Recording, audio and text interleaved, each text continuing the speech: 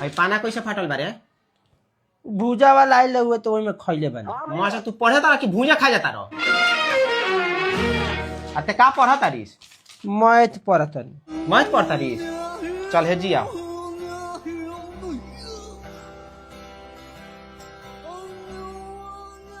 है का भइल ई तो समोसा ह। अरे मां से समोसा हवे कि त्रिभुज हवे त्रिभुज कहला एकरा के त्रिभुज। हां चल अब भेजी आओ अंकल ये कौन है? ये शबनम का आशिक है। शबनम ने इसे छोड़कर अब बताओ कि का भइल ई तो बर्थडे वाला टोपी ह।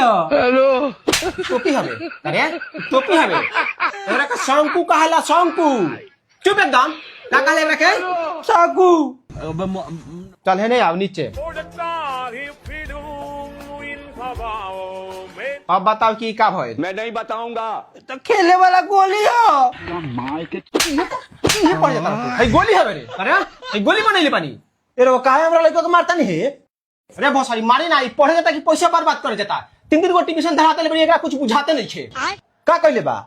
अरे अजय ताई मैथ के 3 गो सिंबल बना के देनी एकरा एको को बताते नहीं छे अब बताओ है बनाई ह त कहता कि गोली ह अब ते ही बोल है गोली ह ई तो कचोरी ह।